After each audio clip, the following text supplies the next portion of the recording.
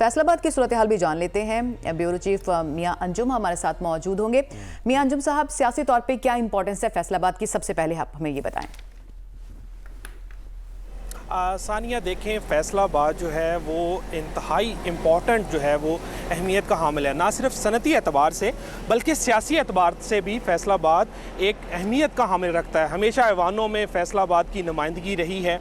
फैसलाबाद के पस मंज़र की बात करूँ तो इस वक्त मैं जहाँ पर मौजूद हूँ, मेरे पीछे एक बिल्डिंग नज़र आ रही है, 1904 में तामीर हुई थी और उसके बाद जो है यहाँ से 1943 से कायदे आज़म मोहम्मद अली जिन्ना ने धोबी घाट ग्राउंड में एक जलसा किया, जहाँ पर 2 लाख लोग जो थे उस मजमा में, उस जलसा में जमा हुए थे।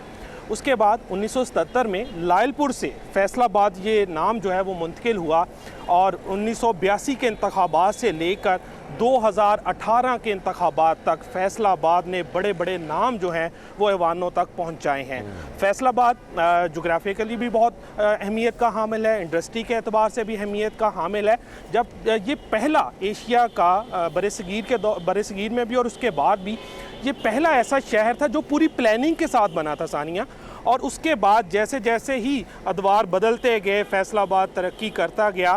फैसलाबाद से बड़े बड़े नाम राना सनाउल्लाह, आबिद शेर अली, चौधरी शेर अली, अकरम अंसारी, मियाँ जाहिद जो थे वो पहले वफाकी वज़ीर दाखिला थे फैसलाबाद से। 1982 के इंतखाबात ने साइयाँ वाला वहाँ से जुनेजो साहब ने जो है वो इलेक्शन लड़ा और यहाँ पर जितनी बड़ी जमातें थीं उनके सरबराह राजा रियाज साहब भी सलमान इसी फैसलाबाद से हैं। राजा रियाज साहब और अपोजिशन लीडर रहे हैं गुज़श्ता अदवार में, मुनहरिफ इस दफा बैठ गए हैं, अलग बात है, उसके बाद वो बेटे को सामने लिया है।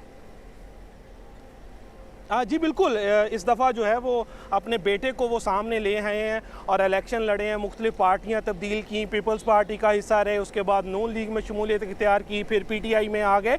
तो फैसलाबाद एक अहमियत का हामिल है और फैसलाबाद से हमेशा ही रिप्रेजेंटेटिव रहे हैं, असम्बलियों तक पहुँचे हैं।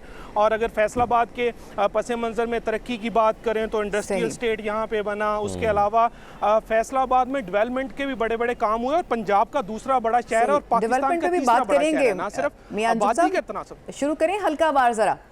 NA 95। जी बिल्कुल, जी NA 95 फैसलाबाद का पहला हल्का है। अगर इसके पस मंज़र की बात करूं तो यहाँ से जो है जो शाही ख़ानदान है उसकी हुक्मरानी रही है।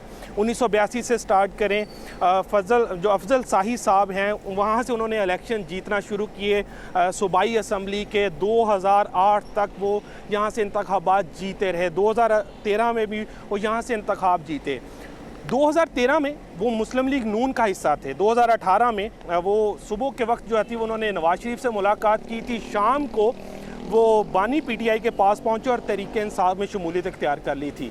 2018 में इसी ख़ानदान को नेशनल असम्बली और सूबाई असम्बली की दोनों नशिस्तों से शिकस्त खाना पड़ी। उसके बाद ज़िमनी इंतखाब हुआ। ज़िमनी इंतखाब में अली अफजल शाही जो 2018 में मुस्लिम लीग नून के उम्मीदवार से हार गए थे, वो यहाँ से मुंतखब हुए और सूबाई वज़ीर मवासलात बने। और वो सब जानते हैं कि वो उन्हें किस नाम से पुकारा जाता था। पंजाब में सरकार शाह के नाम से पुकारा जाता था। वो मैं बताता चलूँ, chief justice Lahore high court अमीर हुसैन भट्टी के दामाद हैं। उनका एक सियासी बैकग्राउंड भी है। उनके वालिद, उनके ताया, उनके चाचा, उनके कज़न जो हैं इसी हल्का से इंतखाबात लड़ते आए हैं, जीतते रहे हैं, ऐवानों तक गए हैं। NA 95 में जो तहरीक इंसाफ के हमायत याफ्ता हैं वो अली अफजल शाही हैं, जबकि मुस्लिम लीग नून की जानब से आज़ाद अली तबस्सुम को यहाँ से टिकट दिया गया।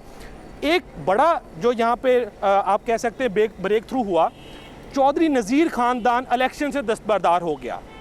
चौधरी नज़ीर 1985 से लेकर 2002 तक मुस्लिम लीग काफ का हिस्सा रहे, रुकन कौमी असम्बली मुंतखब होते रहे।